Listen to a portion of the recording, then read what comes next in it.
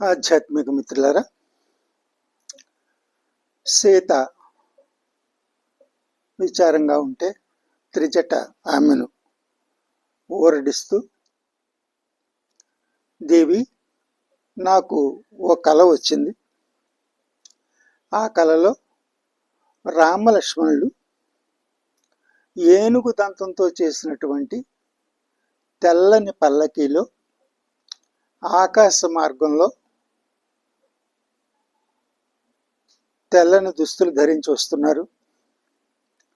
ఆ పల్లకిని హంసలు ఆకాశంలో ఎగురుతూ తీసుకొస్తున్నాయి. సీత తెల్లని పర్వతంపై బంగారు వర్ణం గలట దుస్తులు ధరించి ఆనందంగా నిలబడి ఉంది. రాముడు ఆమె దగ్గరికి చేరాడు. సీత కాంతి సూర్యుని చేరినట్లుగా రాముని చేరింది. ఇంతలో లక్ష్మణుడు తెల్లని ఐరావతాన్ని తీసుకుని వీరి కోసం ఎదురు చూస్తూ ఉన్నాడు. వారిద్దరూ కూడా వచ్చి ఆ ఐరావతం మీద ఎక్కి కూర్చుంటే ఆ ఐరావతం ఉత్తర దిక్కుగా లక్ష్మణునితో కలిసి ప్రయాణం పెడుతుంది. ఇంతలో దశాననుడు ఎర్రని దుస్తులు ధరించి ఒంటి నిండా నూనె పూసుకుని నూనె త్రాగుతూ గాడిదలు కట్టిన రథం మీద దక్షిణ దిక్కుగా వెళుతున్నాడు.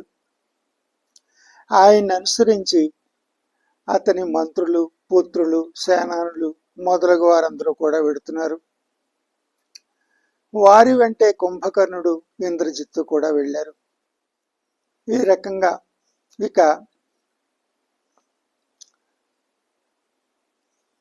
రాముని దూతట ఒక పెద్ద వానరం వచ్చింది.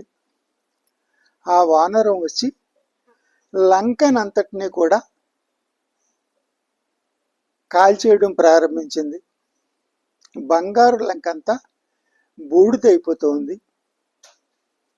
అందరూ కూడా, లంకలోని ప్రజలందరూ కూడా హాహాకారాలు చేస్తూ విపరీతంగా గగ్గోలు పెడుతూ ఉన్నారు. ఒక్క విభీషణుడు మాత్రం తెల్లని దుస్తులు ధరించి గొడుగు కింద కూర్చుని ఉన్నాడు. తతిమ వాళ్ళందరూ కూడా చాలా విచారంతో ఉన్నారు. దేవి,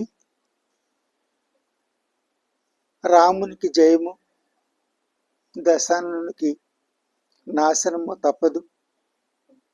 ఇది త్రిజట స్వప్నము అని చెప్పి ఆమె చెప్పడంతో సీత విస్మయంగా త్రిజటను చూస్తూ ఉంటే, చూడు దేవి, నీ ఎడమ కన్ను అదురుతోంది, నీ ముఖం ఆనందంగా ఉంది, నీ ఎడమ భుజం కూడా అదురుతోంది. ఇవన్నీ కూడా శుభ సూచకాలే. అందుచేత నీవు ఏమాత్రం కూడా అధైర్యపడవద్దు.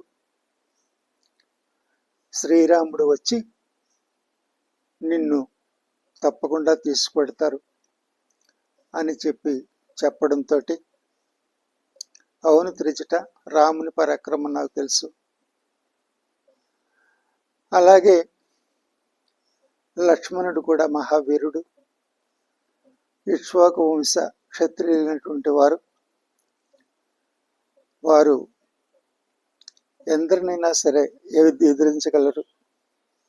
ఆ ధైర్యంతో నేను ఆనందంగా ఉండగలుగుతున్నాను అని చెప్పి సీత కూడా చెప్పేటప్పటికి ప్రశాంతంగా వాళ్ళు కూర్చుని ఉన్నారు. అమ్మ, మీరు విశ్రాంతి తీసుకోండి, నేను ఉదయాన్నే వస్తానని చెప్పి త్రిజట సుజటలు అక్కడే ఉన్నటువంటి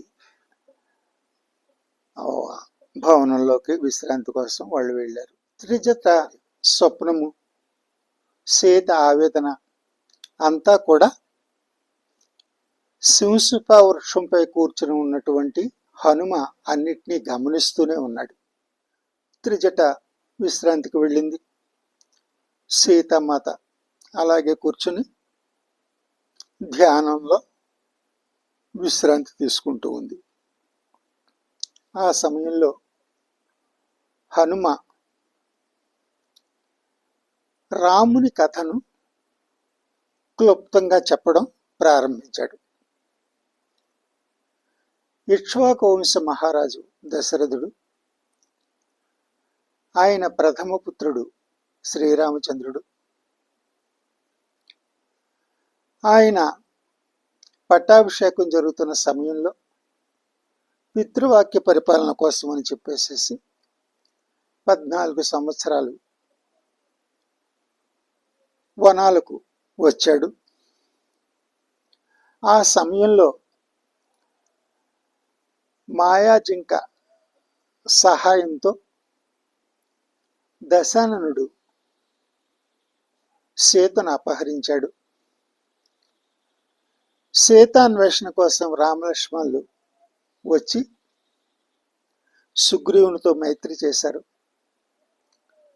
ఆ తర్వాత సీతాన్వేషణ కోసం ప్రపంచం 4 మూలలకు కూడా లక్షలాది మంది వానర వీరులు వెళ్ళి నెతకడం ప్రారంభించారు.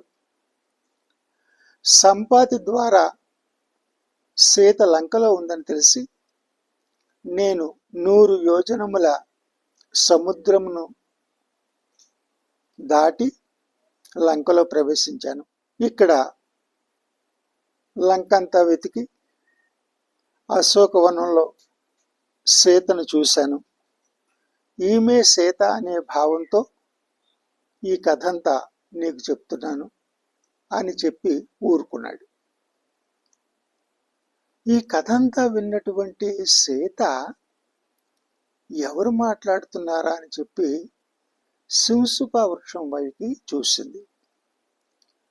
కొమ్మల చాటున ఉన్నటువంటి వానరాన్ని చూసింది. చూసి వానరుని పలుకులు సత్యమగుగాక అని చెప్పింది. అని ఎవరు నీవు అని చెప్పి ప్రశ్న వేసింది. అప్పుడు హనుమ సింసుప వృక్షం నుంచి సీతాదేవి ముందుకు సూక్ష్మ రూపంతో వచ్చాడు. వచ్చి నేను సుగ్రీవుని మంత్రిని, నన్ను హనుమంతుడు అంటారు అని చెప్పి తన సహజ రూపంలోకి వస్తాడు. అప్పుడు సీత, నీవు వానరుడే ఉంటున్నావు, నరులకు వానరులకు సంబంధం ఏమిటి, నేను ఎలా నమ్మాలి నిన్ను అని చెప్పి అడిగేటప్పటికి అప్పుడు రాముడు ఇచ్చినటువంటి రామనామాంకితమైన అంగుళికమును హనుమ సీతకు చూపిస్తాడు. ఆ ఉంగరాన్ని చూసేటప్పటికి సీత చాలా ఆనందపడుతుంది. ఉంగరంలో రాముడు కనిపిస్తున్నాడు. రాముడు ఉంగరం కాదు, కానీ ఉంగరంలో రాముడు సీతకు దర్శనమిచ్చాడు. దానితో ఆమె చాలా ఆనందపడింది. అలాగే రాముడు నన్ను విస్మరించాడని బాధతో దుఃఖిస్తూ ఉంటే, లేదమ్మా, రాముడు ఎప్పుడు నిన్నే తలుచుకుంటూ ఉన్నాడు. ఆయన నీవు ఎక్కడున్నావో తెలియకే ఇంతకాలం ఆలస్యమైంది. ఇక భయం లేదు. నీవు నన్ను ఒక బిడ్డగా భావిస్తే నా వీపుపై ఎక్కి నువ్వు వస్తానంటే నేను నిన్ను వెంటనే కిష్కింధలో ఉన్నటువంటి రాముని దగ్గరికి చేరుస్తాను అని చెప్పేసేసి హనుమ చెప్తాడు. ఏమిటి వానరుడు ఇలా అంటున్నాడు అని సందేహంగా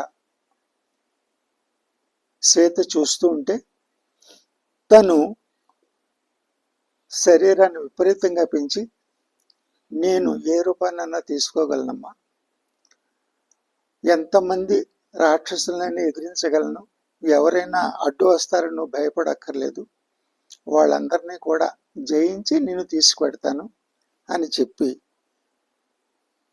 హనుమ చెప్తూ ఉంటే, లేదు నాయనా, అది పతివ్రత ధర్మం కాదు. ఎందుకంటే రావణుడు రామలక్ష్మణులు లేని సమయంలో నన్ను చాటుగా అపహరించి తీసుకొచ్చాడు. నేను కూడా ఎవరికీ తెలియకుండా నీతో వస్తే అది తప్పు అవుతుంది. నన్ను అపహరించి తెచ్చాడు కాబట్టి అతనికి శిక్షించి ఆ తరువాత రాముడు నన్ను తీసుకువెళ్ళడమే ధర్మము. అంతవరకు నేను రాలేను. నీవు ఈ విషయం రామలక్ష్మణులకు వెల్లడించు. లక్ష్మణుడు చెప్పినా కూడా వినకుండా నేను మొండిపట్టు పట్టడం ద్వారా ఇదంతా జరిగింది. లక్ష్మణునికి క్షమార్పణలు చెప్పు, లక్ష్మణునికి నా తప్పును అంగీకరిస్తున్నట్టుగా చెప్పు అని చెప్పడంతో అప్పుడు హనుమ, అమ్మ, సీతామాతను చూడాలని వచ్చాను, మిమ్మల్ని దర్శించాను. ఇక ఇప్పుడు రామ సుగ్రీవుల దూతగా శత్రువు బలాబలాలు ఏమిటో నేను తెలుసుకోవాలి. ఇక్కడ లంకలో ప్రవేశించిన తర్వాత శత్రు సైన్యము, వాళ్ళ ఆయుధాగారాలు మొదలైనవి చూశాను. ఇక ఈసారి రాముని దూత ఎంత బలమైన వాడో లంకా రాజ్యానికి చూపిస్తాను. చూపించిన తర్వాత తిరిగి వెళ్ళేటప్పుడు మళ్ళీ మీ దర్శనానికి వస్తాను అని చెప్పి సీత అనుమతి తీసుకుని హనుమ అశోకవనం వైపు వెళ్ళాడు. హరి